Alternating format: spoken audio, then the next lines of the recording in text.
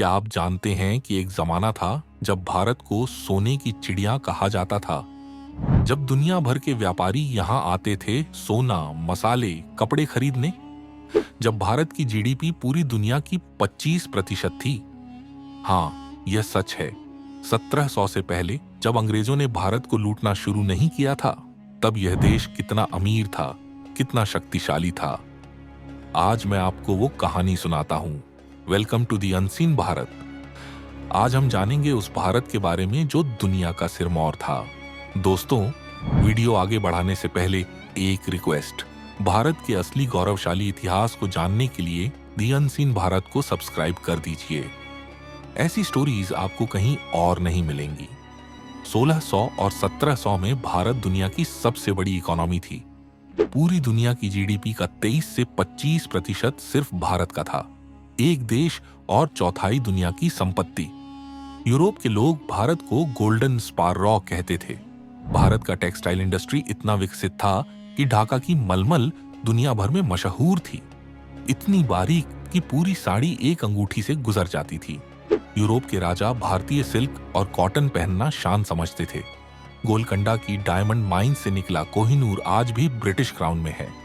यह अकेले सबूत है कि भारत कितना अमीर था। मसालों का व्यापार, काली मिर्च, इलायची, लौंग यूरोप में सोने से तोले जाते थे। कोलंबस अमेरिका की खोज में क्यों गया? भारत का रास्ता ढूंढने के लिए। बंगाल, गुजरात, मलाबार कोस्ट व्यापार के बड़े केंद्र थे। शिप्स भारत से सामान लेकर जाती और सोना चांदी लेकर आती थी। हाँ, सोना भारत में आता था, बाहर नहीं जाता था। पर भारत सिर्फ अमीर नहीं था, इंटेलेक्चुअली भी बहुत आगे था। नालंदा और तक्षशिला दुनिया की सबसे पुरानी यूनिवर्सिटीज जहां चाइना, कोरिया, जापान से स्टूडेंट्स आते थे। फिलॉसफी, मेडिसिन, एस्ट्रोनॉमी, मैथमेटिक्स हर विषय पढ़ाया जाता था। भारतीय मैथमेटिशियंस ने जीरो की खोज की। बिना जीरो के मॉडर्न मैथमेटिक्स यह असंभव है। आर्यभट्ट ने बताया कि पृथ्वी सूरज के चारों ओर घूमती है। 5वीं सदी में जब यूरोप सोचता था कि पृथ्वी फ्लैट है, आयुर्वेदा और सर्जरी में भारत आगे था। सुश्रुता ने प्लास्टिक सर्जरी की थी 6ठी सदी BCE में। चरका संहिता में 1000 से ज्यादा बीमारियों का इलाज था। हर गांव में पाठशालाएं थी, शहरों में गुरुकुल्स। शिक्षा का प्रसार बहुत था, हालांकि कास्ट सिस्टम की वजह से डिस्क्रिमिनेशन भी था। भारत की कला और संस्कृति में दुनिया में कोई मुकाबला नहीं था। अजांता एलोरा केव्स की पेंटिंग्स और स्कल्पचर्स आज भी दुनिया हैरान है। कोणार्क का sun temple, Khajuraho, south India के द्राविडियन टेम्पल्स, हर एक आर्किटेक्चरल मार्वल है। मुगल आर्किटेक्चर भी भारत में फली फूली। ताजमहल को बनाने वाले 20,000 कारीगर भारतीय थे। पर्शियन और इंडियन आर्किटेक्चर का फ्यूजन था। क्लासिकल म्यूजिक और dance, Bharatanatyam, Kathak, Carnatic music centuries पुरानी परंपराएं। दरबारों में संगीत महफिल्स होती थीं।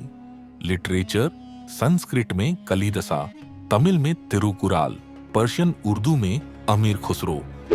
हर भाषा में समृद्ध साहित्य, हालांकि सब परफेक्ट नहीं था। राजनीतिक रूप से भारत एक यूनाइटेड कंट्री नहीं था। मुगल एम्पायर था, पर 1700 के दशक में कमजोर हो रहा था। Maratha empire, Sikh empire, regional kingdoms सब अपनी लड़ाइयों में उलझे थे। यही कमजोरी थी जिसका फायदा ईस्ट इंडिया कंपनी ने उठाया। डिवाइड एंड रूल, राजाओं को लड़ाओ और कंट्रोल करो। समाज में बुराइयां भी थीं, कास्ट डिस्क्रिमिनेशन, सती प्रथा, चाइल्ड मैरिज। औरतों की स्थिति कुछ कम्युनिटीज में अच्छी, कुछ में खराब। पर इन सब के बावजूद भारत समृद्ध, ज्ञानी और कल्चरली रिच था। लोग खुश थे, गांव सेल्फ सफिशिएंट थे। फिर धीरे धीरे अंग्रेज आए, पहले व्यापारी बनकर, फिर शासक बनकर। और जो लूट शुरू हुई वो 200 सालों तक चली। वो सोने की चिड़िया पिंजरे में कैद हो गई। तो यह था अंग्रेजों से पहले का भारत। एक ऐसा देश जो आर्थिक रूप से सबसे अमीर था, इंटेलेक्चुअली सबसे आगे था, कल्चरली सबसे समृद्ध था।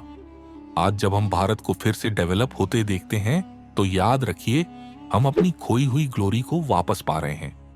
वो ताकत, वो समृद्धि हमारे DNA में है। बस जरूरत है उसे फिर से जगाने की।